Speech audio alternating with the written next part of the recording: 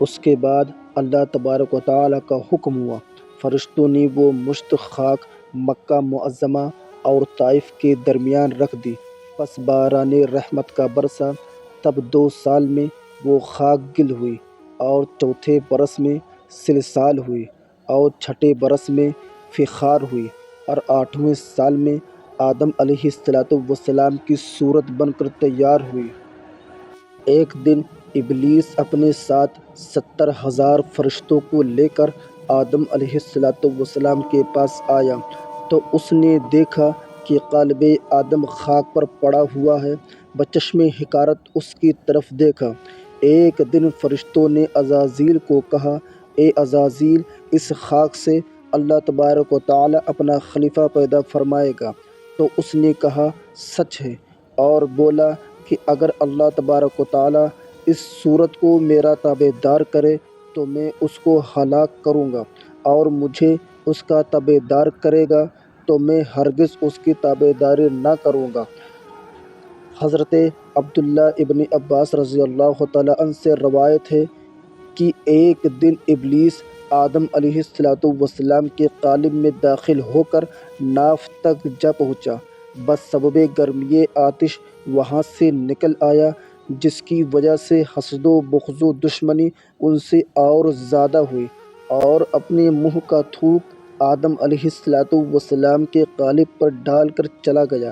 اللہ تبارک و تعالیٰ کے حکم سے جبریل علیہ السلام ابلیس کا تھوک آدم علیہ السلام کے جسم سے لے کر کتا اور آدم کے باقی گل سے درخت کھرما پیدا کیا۔ حضرت عبداللہ ابن عباس رضی اللہ تعالیٰ عنہ نے روایت کی ہے کہ جان پاک مصطفیٰ صلی اللہ تعالیٰ علیہ وسلم کی قندیل میں عرش معلیٰ پر تسبیح پڑھتی تھی، قطرۂ عرق مصطفیٰ صلی اللہ تعالیٰ علیہ وسلم کا وہاں سے ٹپک کر اس جگہ جا گرا جہاں آج روضہ رسول صلی اللہ تعالیٰ علیہ وسلم ہے، اور حکم الہی سے جبریل علیہ السلام نے اس خاک پاک کو جہاں عرق مصطفیٰ صلی اللہ تعالیٰ علیہ وسلم گرا تھا، مشک اور عنبر سے ملا کر معطر کر کے پیشانی آدم پر مل دیا۔ تب آدم علیہ السلام کا نور اس کے ملنے سے خوب روشن اور ظاہر ہوا۔ اس کے بعد 40 دن میں آدم علیہ السلام کی روح پیدا ہوئی۔ اس وقت رب جلیل کی طرف سے فرمان آیا کہ اے جبریل، میکائیل، اسرافیل، عزرائیل علیہم السلام، جان آدم کی لا کر اس کے قالب میں پہنچا دو۔ ہر ایک کے ساتھ 70,000 فرشتے جان آدم ایک طبق نور میں رکھ کر اور ایک طبق پوش نور سے ڈھانپ کر آدم علیہ السلام کے سر پر رکھ دیا، اور پھر وہ طبق پوش جان سے ان کی اٹھایا، اور آسمان کے تمام فرشتے دیکھنے کو آئے کہ جان آدم کے قالب میں کیسے جاتی ہے، اس کو دیکھیں، اور یہ آواز آئی، ایھا الروح ادخل فی ھذا الجسد، اے جان آدم، اس جسم کے اندر جا۔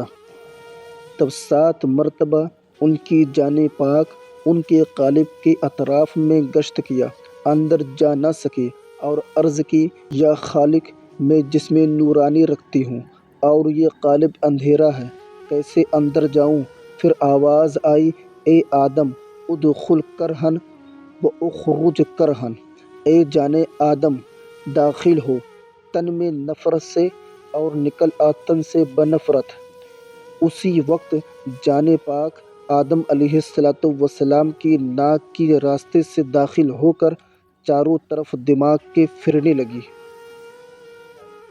جب آدم علیہ السلام نے آنکھیں کھولیں، فوراً جان ان کی دماغ سے حلق میں آ رہی، اور حلق سے سینے میں، اور سینے سے ناف تک پہنچی۔ تب وہ گل، گوشت، پوست، ہڈی، رگ اور آنت ہو گئی۔ اس کے بعد آدم علیہ السلام اللہ کی قدرت سے ہاتھ زمین پر ٹیک کر اٹھنے کا قصد کیا۔ اسے دیکھ کر فرشتے بول اٹھے کہ یہ بندہ شتاب کار ہوگا کہ اب تک آدھا جسم اس کا گل ہے، اور وہ چاہتا ہے کہ وہ اٹھے۔ جیسا کہ اللہ تبارک و تعالیٰ نے فرمایا خلق الانسان عجوہا، پیدا کیا گیا انسان اتاولا یعنی شتاب کار، اور آدم علیہ السلام نے اپنے سارے بدن پر نظر کیا کہ اللہ تبارک و تعالیٰ نے مجھے کس چیز سے بنایا۔ جان آدم علیہ السلام کی جوڑوں اور بندوں میں ہوا کے مانند سارے بدن کے رگوں اور گوشت پوشت میں پھرتی تھی۔ تب اللہ تبارک و تعالیٰ نے فرشتوں کو بھیجا کہ دماغ آدم علیہ السلام کا سہلا دے اور پیشانی ان کی ملے۔ فرشتوں نے ایسا ہی کیا۔ تب جان ان کی گوشت پوشت اور رگوں میں قرار پذیر اور مستحکم ہوئی، فوراً ٹھیک آئی۔ حضرت آدم علیہ السلام کلمہ الحمدللہ زبان پر لائے۔ جواب اس کا رب کریم سے یرحمک اللہ ارشاد ہوا، اسی لیے اس کا جواب مسلمانوں پر واجب ہوا۔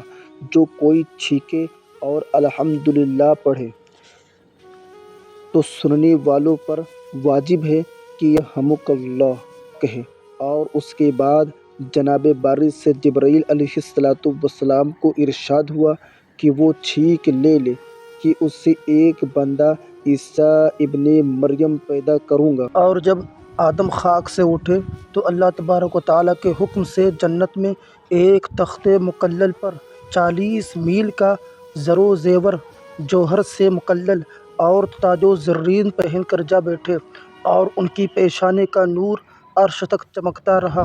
وہ نور محمد صلی اللہ تعالیٰ علیہ وسلم کا نور تھا۔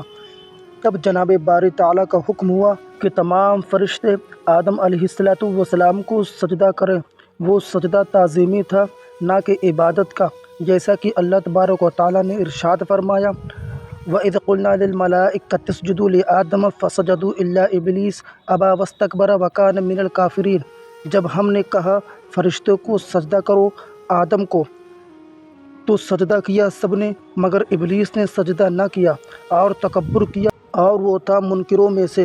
فرشتوں نے جب سجدے سے سر اٹھایا، وہاں ابلیس کو کھڑا ہوا دیکھا اور معلوم کیا کہ وہ ابلیس ہے جس نے سجدہ نہ کیا۔ پھر دوسری دفعہ فرشتے سب سجدے میں آ گئے۔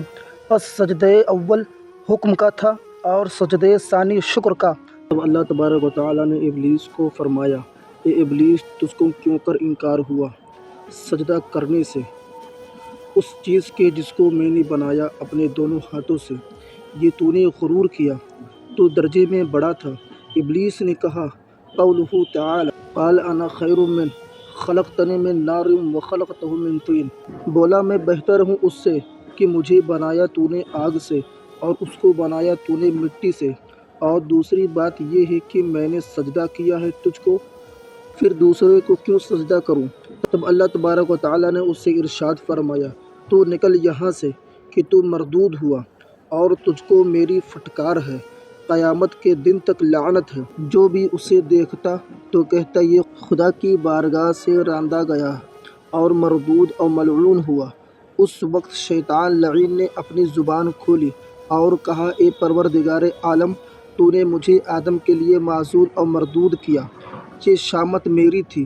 تب حق تعالیٰ نے ارشاد فرمایا اے ابلیس، تو اپنے نوشتے کی طرف دیکھ، تو نے یہ کیا لکھا تھا؟ جو بندے خدا حکم خدا کا نہ مانے سزا اس کی لعنت ہے۔ اس نے نوشتے کو پڑھ کر بہت مایوس ہوا اور کہا قولہ تعالی قال ربی فانظرنی الی یوم یبعثون، شیطان بولا اے رب مجھ کو ڈھیل دے جس دن مردے زندہ ہوں، اور دوسری غرض یہ ہے کہ گوشت پوست اور رنگوں میں آدمیوں کے مجھے دخل دے اور ان کے دیدوں سے مجھے چھپائے رکھ۔ تب اللہ تبارک و تعالیٰ نے ارشاد فرمایا